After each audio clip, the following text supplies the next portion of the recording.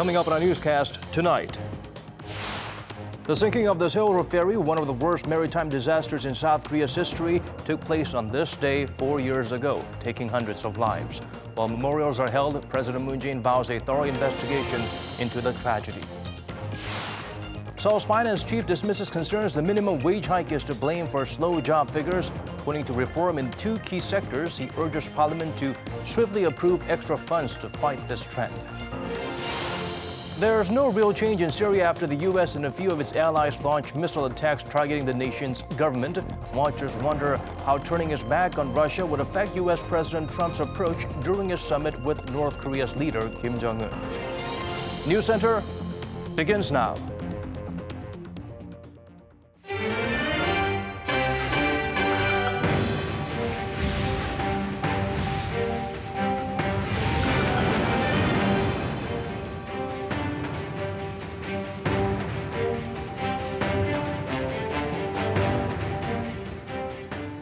It's 8 p.m. here in Korea, coming to you live from our studio in Seoul. This is Arirang News Center. Welcome to our program. I'm Daniel Cha. On April 16, 2014, the Sewol-ho ferry capsized in waters off the nation's southwestern coast, killing more than 300 people, mostly teenagers. We mark another year that passed as experts and people from all walks of life endlessly continue to search for the pieces that fit in order to find out how this horrific accident occurred, what could have been done to prevent it, and how more lives could have been saved. One thing we can do now here is provide you with the relevant information we have on this solemn anniversary. Kim Mo-kyun starts us off with the facts and the updates.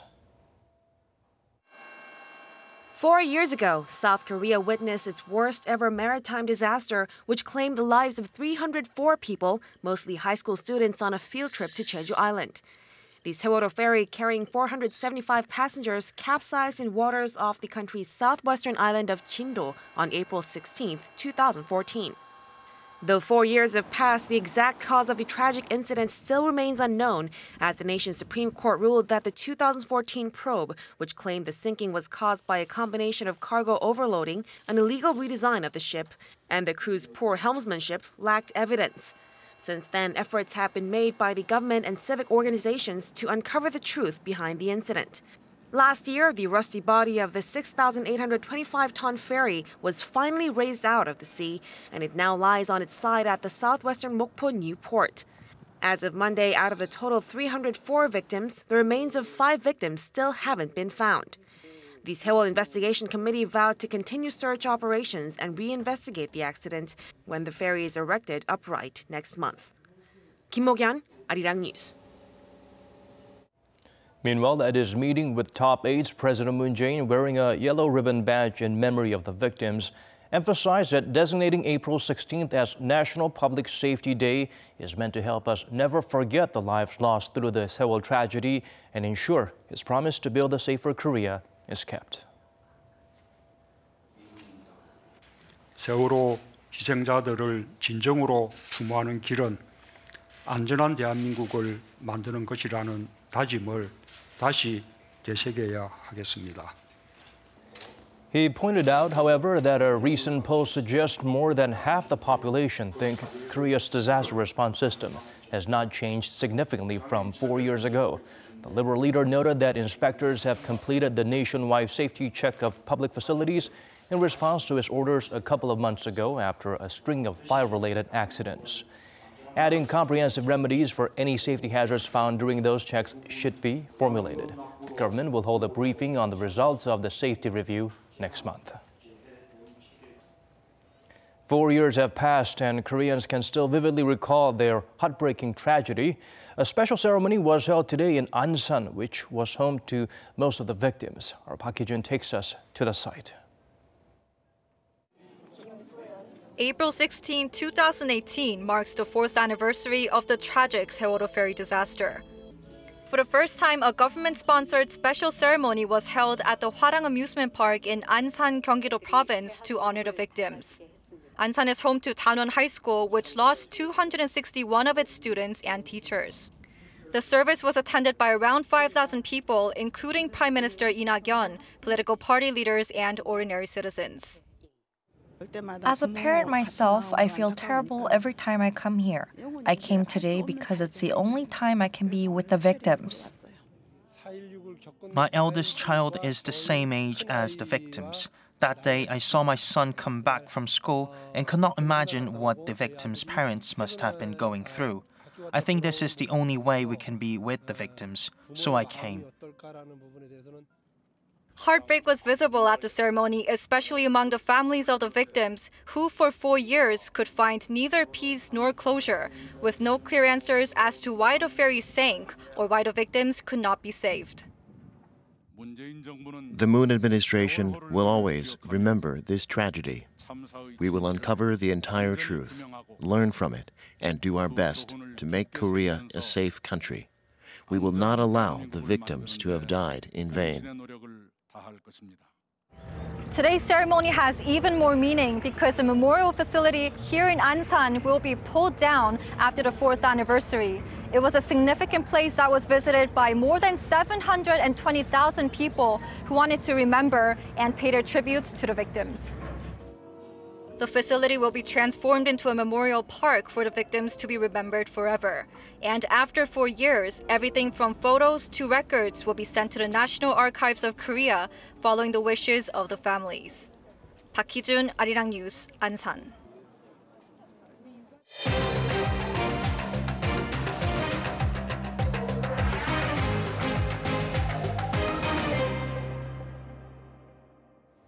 South Korea's finance chief sat down with President Moon Jae-in today. The meeting was to brief the liberal leader on key economic issues the nation faces. Kim Hye-sung has the highlights from that session. Finance Minister Kim Dong-yeon on Monday briefed President Moon Jae-in on 3 of the nation's key economic issues. First was on forex intervention disclosure. Minister Kim explained his plans to meet IMF Chief Christine Lagarde and U.S. Treasury Secretary Steven Mnuchin during the G20 meeting of finance ministers and central bank governors and the World Bank IMF spring meetings in Washington this week to discuss and finalize the way to disclose Korea's forex intervention histories. Korea was not labeled a currency manipulator in the biannual U.S. Treasury report, but was kept on its currency monitoring list along with China, Japan, and others. And the U.S. has repeatedly pressured Korea to make its currency intervention information public to avoid won devaluations for competitive purposes. Minister Kim said Seoul will make its sovereign independent determination on its disclosure frequency in view of various forex market situations and national economic conditions. Another issue was on GM Korea's restructuring. The finance minister said public funds could only be used if it was clear that GM Korea could survive on its own in the long run, emphasizing the need for a thorough inspection of the company to decide whether to use public funds or not. On the job front, Minister Kim Dong-yeon said the sluggish figures in the job market for February and March don't stem from the minimum wage hike, but rather from the ongoing corporate reform in the shipbuilding and automobile sectors, and a base effect from last year's job data. Kim Hye-sung, Arirang News. North Korea usually celebrates its founder Kim Il-sung's birthday with various cultural and military events. This year, the regime decided to keep it low-key, but Pyongyang provided a special welcome to the Chinese delegation to strengthen relations with Beijing. Oh Jung-hee sheds light on the North's adjustments made ahead of its summits with Seoul and Washington. Until last year, North Korea has celebrated April 15th, the birthday of the regime's founder, Kim Il-sung, by not only holding various arts and sports events, but showing off its military power. In 2017, the North launched a Hwasong-12 intermediate-range ballistic missile and held a large-scale military parade. In 2016, the regime fired a Musudan IRBM. But this year, no particular military movements of such kind were reported, and Pyongyang, at its national meeting commemorating the founder's birthday, made no mention of its nuclear power. Celebrations were mostly focused on festivals and the current leader, Kim Jong-un, paying tribute. The regime seems to have adopted a low-key policy ahead of its highly anticipated summits with South Korea and the U.S. But at the same time, North Korea is also strengthening relations with China. Over the weekend, Song Tao, the head of the Chinese ruling party's International Liaison Department, arrived in Pyongyang leading China's art troupe to celebrate Kim Il-sung's birthday. North Korean leader Kim Jong-un met him face-to-face, unlike Song's previous visit last November. Pyongyang state-run Korean Central News Agency reported Kim and Song discussed issues of mutual concern and the international situation, which could highly likely mean upcoming Washington-Pyongyang summit. Kim is known to have said it is his duty as, quote, a close friend to welcome and specially treat the delegation as they were directly sent by Chinese President Xi Jinping. If North Korea holds talks with the U.S. without improving its relations with China, then it will have a very unstable base to fall back on. China won't be able to minimize or abolish international sanctions, but it can provide other kinds of support, such as daily necessities and rice. Meanwhile, on Sunday, Kim Jong-un's wife Lee Seol-ju watched a Chinese artist's performance, and for the first time, Pyongyang state media called Lee the First Lady. She's been referred to only as Kim Jong-un's wife beforehand. Experts interpret this as a sign of the regime trying to place itself at the same level with other nations. Lee has also accompanied Kim's summit with Xi Jinping and stood alongside China's First Lady, Peng Li-wian. 오정희, Arirang News. And Chinese President Xi Jinping might visit North Korea in June following the summit between Washington and Pyongyang. Citing multiple sources, Japanese daily Yomiuri Shimbun says the matter appears to have been discussed when the regime's leader Kim Jong-un and Song Thaw, a senior Chinese diplomat, met over the weekend. In a regular briefing on Monday, Beijing's foreign ministry did not confirm that Xi would be going, but mentioned high-level exchanges are important in developing bilateral relations. According to the ministry, the Chinese leader is open to mutual visits with his North Korean counterpart and wants to maintain close engagement through various channels. When Kim Jong-un went to Beijing himself earlier this month, he did ask that President Xi visit Pyongyang. As the dates for North Korea's historic summits with Seoul and Washington inch ever closer, neighboring countries are jostling for position to raise their voices in the negotiation. Beijing and Tokyo are a part of that diplomatic blitz crowd. Over in Japan, their foreign ministers held a rare meeting. Lee Ji-won shares with us what was discussed. Chinese Foreign Minister Wang Yi visited his Japanese counterpart Taro Kono in Tokyo on Sunday to discuss ways to improve their relationship, as well as the issue of North Korea's nuclear program. It marked the first time in 8 years for China's top diplomat to visit Japan alone. At the meeting, the two sides agreed that the countries should continue to impose economic sanctions on North Korea and that China and Japan must closely cooperate to achieve their common goal. I hope our two countries can work together towards our common goals and cooperate together so North Korea will completely and irreversibly denuclearize in a verifiable manner. The two sides also shared thoughts on thawing their frosty relations, including to agree on seeing their disputed territory regarding the East China Sea as an area of peace, cooperation, and friendship. I see this meeting as Japan having a forward-looking view towards relations with China. Through this visit, I hope during the high-level exchange, we can exchange opinions. This comes after Beijing and Tokyo saw their ties strained to the limit from a dispute over the ownership of a group of uninhabited islets in the East China Sea, known as Senkaku in Japanese and Diaoyu in Chinese. The two foreign ministers also held the fourth China-Japan high-level economic dialogue on Monday. But some experts say the thawing of Tokyo-Beijing relations could be down to Seoul and Washington's upcoming summits with North Korea. Japan is concerned that the US might not be actively responsible for its safety, so it's reaching out its hand to China. Also, Japan fears being shut out of negotiations on North Korea's nuclear program, and China, on the same note, wants to take Pyongyang's nuclear issue into multi-party talks. Japan's foreign minister had in fact visited South Korea for the first time in over 2 years last week, with North Korea being one of the issues discussed. The expert said Japan will continue to highlight its diplomatic presence, but with U.S. President Trump preferring direct talks with North Korea, whether or not talks with the North will develop into multi-party ones remains to be seen. Lee Ji-won, Arirang News.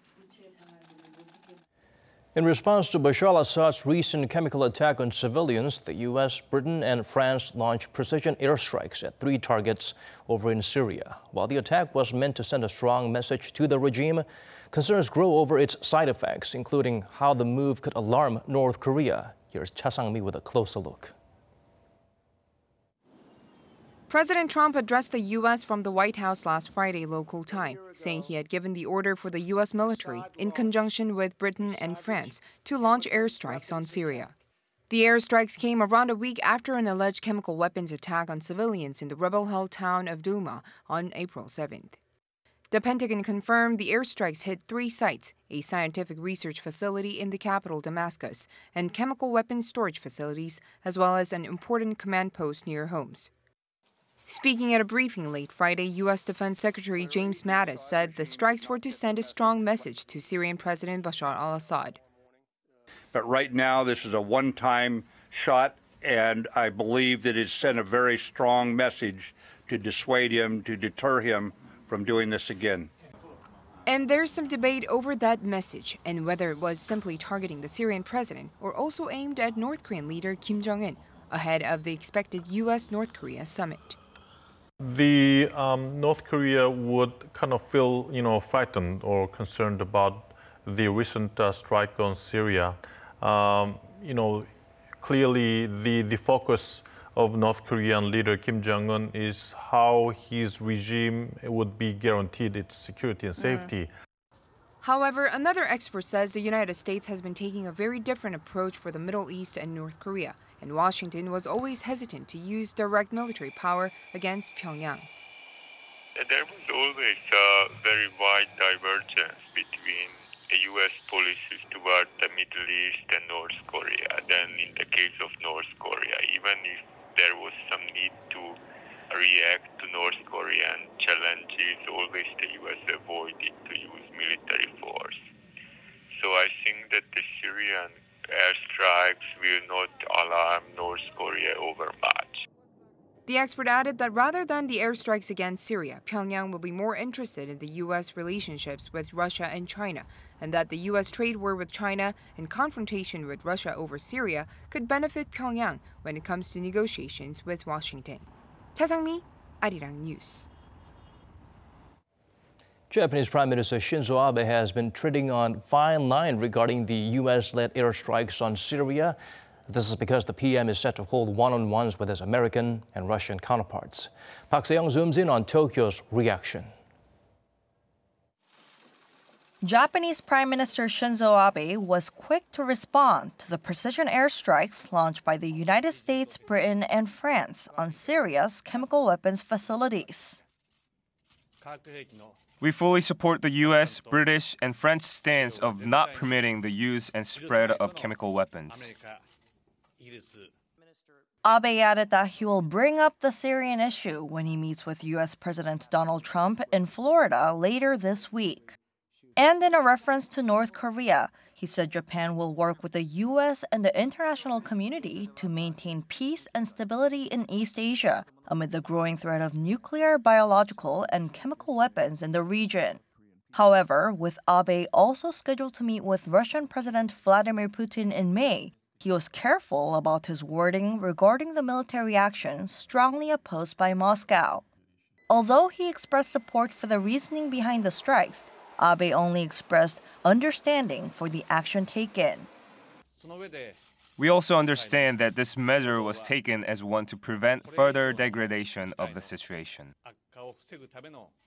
With Abe set to discuss Tokyo's territorial dispute with Moscow over the Northern Territories, the Japanese government has been urged by local media not to antagonize with Russia before the May summit. Park Se-young, Arirang News. Back here in the nation, the Seoul Central District Court says Park Geun-hye has waived her right to an appeal against its ruling in her first trial. The court earlier this month handed the ex-president a prison sentence of 24 years and fined her roughly $17 million. She was found guilty of 16 offenses, including bribery, abuse of power, and leaking state secrets. The deadline for Park to appeal was last Friday. However, she did not do so, and an appeal filed by her sister now loses effect. Despite her waiver, a second trial will be held since prosecutors lodged an appeal after the disgraced leader was acquitted of some key bribery charges. In February, prosecutors demanded Park serve 30 years in jail for her role in the corruption scandal that led to the nation's first ever impeachment of a democratically elected president. 4 years ago, Korean Air's heiress made headlines by ordering a taxiing plane to head back to the gate because she was unhappy with how her nuts were served. Now, another daughter of the company is in hot waters for her own display of deeply embedded sense of entitlement. According to our Kan Young-woo, this latest incident further enraged the public who witnessed the unchanging attitudes by the rich and powerful for too long. Korean Air is once again under fire. Last week, Senior Vice President Hyun-min, daughter of the company's chairman, made headlines for allegedly throwing a bottle of water at an advertising firm manager in a meeting last month. Jo denies throwing the bottle at the man, but admits that she did push him. Korean Air officials said Monday that Jo has been removed from her duties until police finish investigating. And audio recordings newly released by local internet news media reveal Jo yelling at another person presumed to be a subordinate. Although she has apologized for what she called her foolish behavior, local police launched a preliminary investigation after the incident was first reported. The police are said to be looking into whether the heiress abused her power or broke any laws. Jo's powerful family has been embroiled in scandal before. Jo Hyun-min is the younger sister of Jo Hyun-ha, infamous for the so-called nut rage incident 4 years ago, in which she ordered a taxiing aircraft back to the gate in New York because she was unhappy with the way a flight attendant had served her macadamia nuts. Jo Hyun-ha was found guilty of violating aviation law and sentenced to a year in jail, but she was released after an appeal. A petition launched last Friday on the website of the presidential office has so far been signed by more than 55,000 Koreans, demanding that the airline remove the word Korean from its name and stop using a Korean national symbol as its logo, saying the owner's behavior degrades the country and the company. In their reports, foreign news outlets have explained the concept of gapjil, the unfortunate cultural practice of some executives in Korea who abuse subordinates and contractors. Kan Young-woo, Arirang News.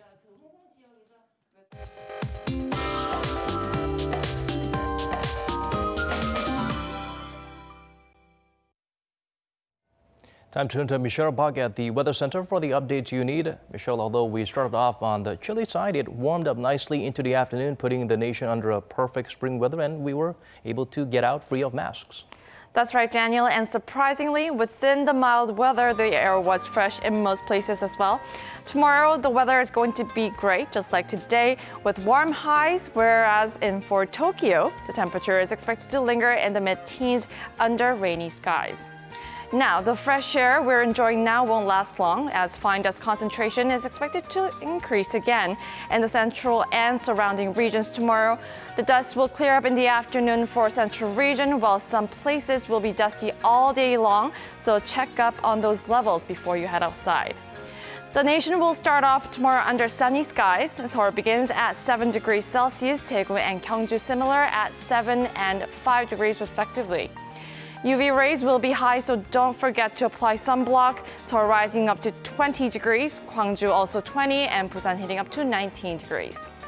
The weather will be sunny and warm, but be aware of the daily temperature gaps of more than 10 degrees Celsius, and we will get another spring showers on Sunday, so plan your weekend accordingly. I'll leave you with the weather conditions around the world.